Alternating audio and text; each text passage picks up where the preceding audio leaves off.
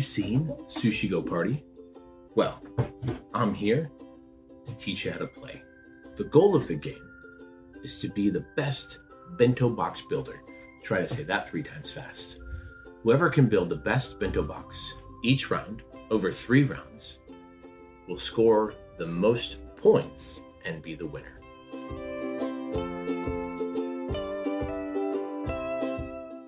Well, let's jump in.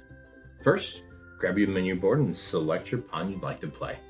Then, what I love about SushiGo Party is you have a plethora of different options to choose from to create your menu. When you do, you'll select 1 rolls, 2 specials, 3 appetizers, and you gotta have a dessert. Come on now. For the sake of this video, and the first time that you play, we highly recommend you stick with the My First Meal, and that's what we're gonna be setting up today. However, you do have several different other options that they've preset for you to be able to choose from. Definitely jump in and try a bunch of them. And if you really want to be adventurous, check out the Create Your Own menu. Once you've selected your menu, grab your menu tiles and place them on the menu board. Keep in mind with Maki specifically, it has a number of players, a 2 to 5 side and a 6 to 8 side. You can select the appropriate side and select it on there. Then fill out the rest of the board with the tiles.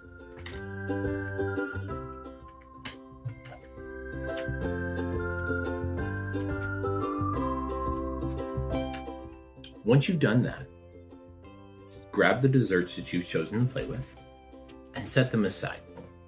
Then grab the rest of the cards that you've selected, pull them out of the box, and shuffle them together to create a deck. Each card that you play in your bento box will have a score associated with it. Each one is a little bit differently. In case you forget, they're all on the menu, but then they're all listed on the card itself. So let's run through those real quick. Nigiri will have 3 different cards: an egg, a salmon, and a squid, each one with different score points. So if you have one of those in your bento box at the end of the round, you'll score 1 for the egg, 2 for the salmon, and 3 for the squid. The maki, this one is a competition. Whoever has the most will get 6 points, and the second most, 3 points. Wasabi, you'll want to add with your nigiri. Of course, that little extra spice and flavor adds a ton of points. So 1 will turn into 3, 2 into 6, and 3 into 9, tripling your points for each one. Tea will give you 1 point for each card in the largest set that you have in your bento box. Sashimi, of course, doesn't want to be by itself, so it'll give you 10 points as long as you have 3 of them. But if you only have 1 or 2, then you don't get anything. So make sure you hit the 3. Miso soup gives you 3 points for each card. However, if anybody else plays miso soup the turn that you do, all of them are discarded. So you have to be the only player that plays it. Otherwise, all of them are discarded. Tempura wants to be in sets of 2. So you gotta have at least 2 pieces of tempura. And as long as you do, they're worth 5 points. So you can see why sashimi, 3 cards being worth 10, can be valuable, but also difficult to get. And of course, what's a good bento box without a dessert? In this case, green tea ice cream. At the end of the game, all the other ones will score at the end of the round. This one will score at the end of the game. And as long as you have 4 of them, we'll give you 12 points. At the back of the rulebook, there's a card guide. This is going to prove to be very helpful if you have a specific question about a card. This details the answers on each card and how it works. So make sure to reference this and the mini cards when you have a question. Before dealing out cards, you want to make sure to take those dessert cards and shuffle them into the deck. You'll select a specific amount each round.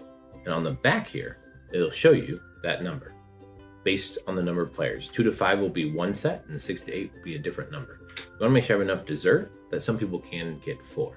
Now that you have an understanding of the cards, let's deal out a hand. So you'll deal out a hand based on the number of players that you have.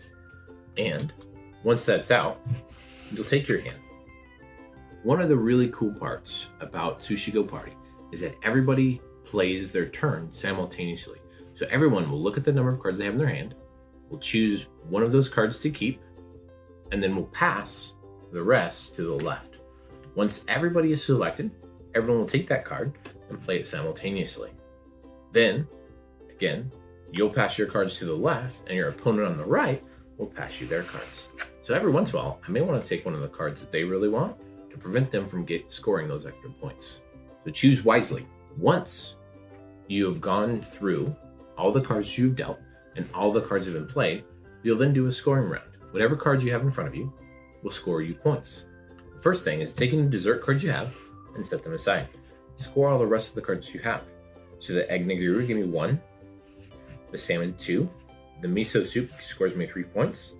Now, the sashimi only got 2 cards. Unfortunately, it requires 3 to get 10 points. I don't have a third one, so those are going to count for 0. The tempura, however, requires 2 cards for 5 points, and I do have 2. So I'll score my 5 for there. Total of 11 points. And the dessert, I'll save for the end of the game. All cards, once everyone has tallied their points, will come all back together. You'll shuffle all of those, add in the appropriate number of desserts for the second round, and then deal out the cards again. You'll do that for 3 rounds, not forgetting to add in the dessert rounds. And at the end of the game, whoever has the most points, counting the dessert, will be the best chef. And that's it. This game is amazing because it's simple, it's elegant, and it's simultaneous play. I hope your family truly enjoys it as much as we have. We've played it with friends and family and had a fantastic time. Here's to hoping you disconnect from the screens and reconnect with one another. Thank you.